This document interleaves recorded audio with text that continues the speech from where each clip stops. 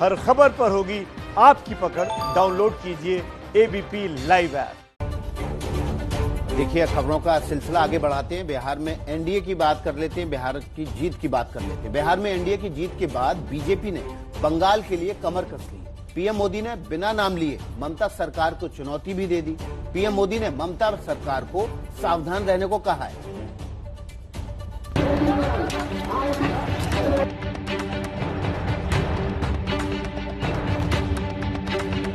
जय पराजय होता रहता है, कभी ये बैठेगा कभी वो बैठेगा, लेकिन ये मौत का खेल लोकतंत्र में कभी नहीं चल सकता।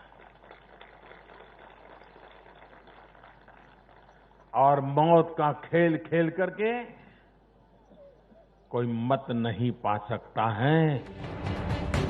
बिहार फतेह के बाद बीजेपी ने अपनी चुनावी गाड़ी की स्पीड बंगाल में बढ़ा दी है। यही वजह है कि पीएम मोदी जब बिहार की जीत पर जनता से मुखातिब हुए तो बंगाल की हिंसा का जिक्र करना नहीं भूले। देश के कुछ हिस्सों में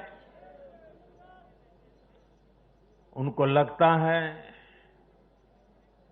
कि भारतीय जनता पार्टी के कार्यकर्ताओं को मौत के घाट उतार करके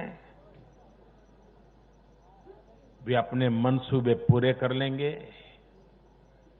मैं उन सबसे आग्रहपूर्वक समझाने का प्रयास भी करता हूं।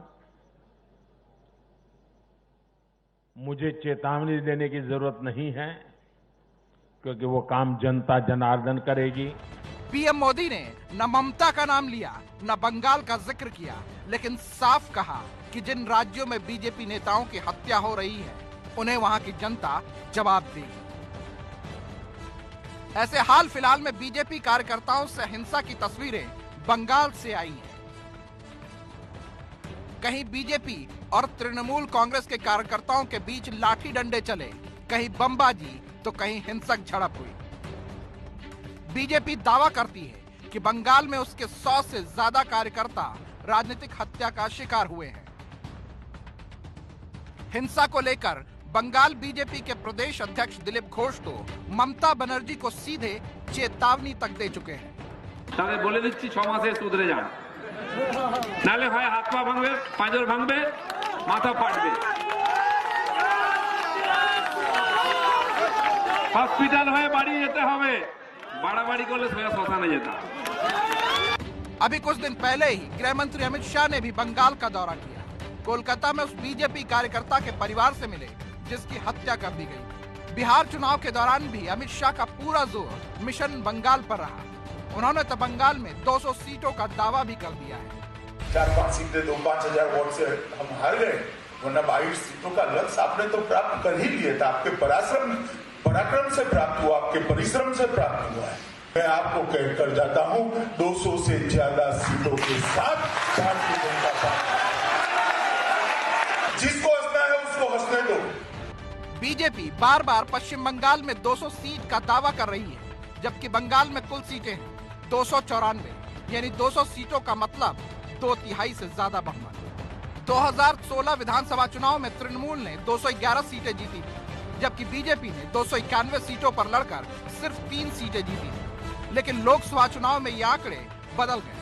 2019 लोकसभा चुनाव में तृणमूल कांग्रेस ने 44.91% वोट शेयर के साथ 22 सीटें जीती, जबकि बीजेपी को 40.3% वोट शेयर के साथ 18 सीटें मिली। यानी 2014 लोकसभा चुनाव में 2 सीट जीतने वाली बीजेपी ने 2019 में 18 सीट जीत ली। अब जब बंगाल चुनाव में 1 साल से भी कम वक्त बचा है, तो बीजेपी ने अपना पूरा जोर बंगाल पर लगा दिया है। बंगाल फतेह के लिए प्रधानमंत्री खुद एक्टिव दिख रहे हैं। पीएम मोदी 23 अक्टूबर को भी बिहार में रैली से पहले 22 अक्टूबर को बंगाल में शक्ति स्वरूप मां दुर्गा की पूजा में वर्चुअल तरीके से शामिल हुए थे। बंगाल की दुर्गा पूजा भारत की इस पूर्णता को एक नई चमक देती है। तब पीएम मोदी ने पूजा के बहाने बंगाल चुनाव में जाने के संकेत दिए थे। अब पीएम मोदी खुलकर ममता सरकार को चुनौती दे रहे हैं।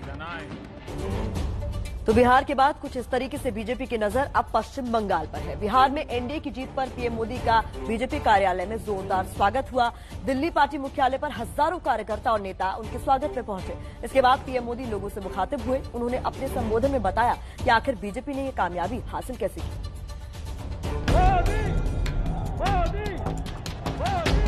भारत माता की वंदे वंदे मोदी मोदी। चुनाव जीतने का एक ही रहस्य है, सबका साथ, सबका विकास, सबका विश्वास। इस मंत्र की जीत हुई है।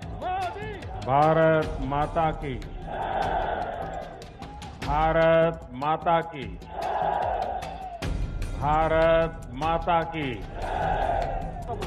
एक बार फिर बीजेपी का दफ्तर सजा, एक बार फिर मोदी का जय घोष हुआ। मोदी मोदी मोदी। और एक बार फिर चुनाव में जीत का जश्न मना। बीजेपी मुख्यालय में बीजेपी के कद्दावर नेता विशाल माला लेकर अपने उस नायक के स्वागत में खड़े हो गए जिसने बिहार की बाजी अपने ही दम पर पलट दी।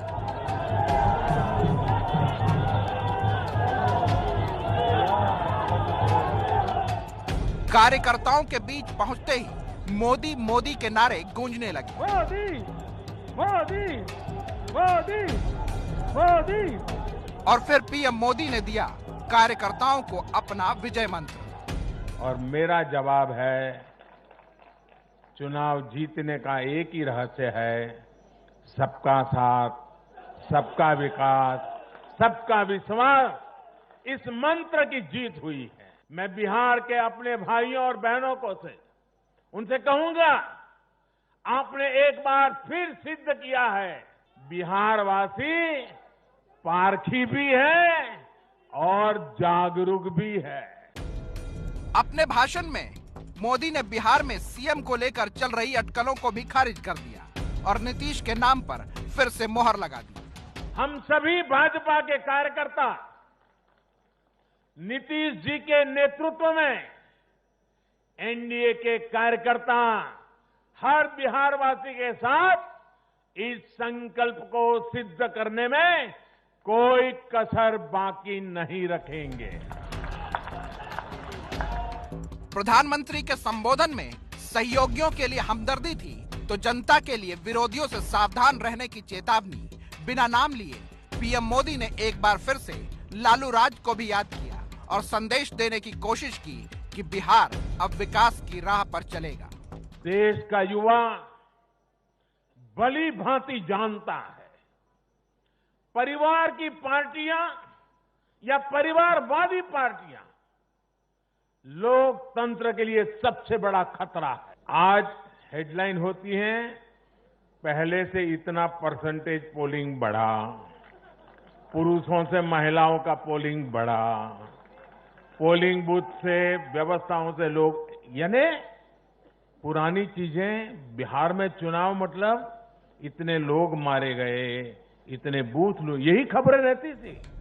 कार्यकर्ताओं के बीच मोदी मोदी के नारे गूंज रहे थे, लेकिन एक टीम लीडर की तरह मोदी जीत के जश्न में जेपी नड्डा को श्रेय देना नहीं भूले। जेपी नड्डा के बीजेपी अध्यक्ष बनने के बाद ये पहली बड़ी जीत है। हमारे राष्ट्रीय अध्यक्ष श्रीमान जेपी नड्डा जी की कुशलता और प्रभावी रणनीति का भी परिणाम है। नड्डा जी को जितनी बधाई दें, मैं कहूंगा नड्डा जी आगे बढ़ो, आप कहिए हम सब आपके साथ हैं। नड्डा जी आगे बढ़ो, नड्डा जी आगे बढ़ो। अपने चुनावी भाषणों में भले ही मोदी विपक्षियों पर जमकर बरसते हों, लेकिन चुनाव जीतने के बाद विपक्ष के उठाए मुद्दों को वो भूले नहीं। साफ कर दिया कि बिहार की जनता ने विकास के रास्ते को चुना है। कृषि क्षेत्र में लिए गए ऐतिहासिक सुधार हुए, वो भी कोरोना काल में। ऐतिहासिक श्रम सुधार हुए, वो भी कोरोना काल में। नई राष्ट्रीय शिक्षा नीति को लागू किया, वो भी कोरोना काल में। मुझे विश्वास है सभी देशवासियों का यही सामर्थ्य आत्मनिर्भर भारत का संकल्प भी पूरा करके रहेगा। पीएम मोदी ने साफ किया है कि बिहार में एनडीए की सरकार के मुखिया नीतीश कुमार होंगे। नीतीश कुमार की अगुवाई में ही सरकार बनेगी। इसके बाद सीएम नीतीश कुमार ने ट्वीट कर पीएम मोदी का धन्यवाद दिया है। ऐसा लगता है कि नीतीश कुमार पीएम मोदी के इसी आश्वासन का इंतजार कर रहे थे, क्योंकि बीजेपी के अंदर से मांग उठ रही थी कि जिस पार्टी की सीटें ज्यादा हो सीएम उसी पार्टी का होना चाहिए। लेकिन पीएम मोदी ने इन अटकलों को खारिज कर दिया। अब आपको दिखाते हैं सीएम नीतीश कुमार ने अपने ट्वीट में क्या कहा है। ट्वीट में उन्होंने लिखा है, जनता मालिक है। उन्होंने एनडीए को जो बहुमत प्रदान किया उसके लिए जनता जनार्दन को नमन है। मैं पीएम श्री नरेंद्र मोदी जी को उनसे मिल रहे सहयोग के लिए धन्यवाद करता हूं।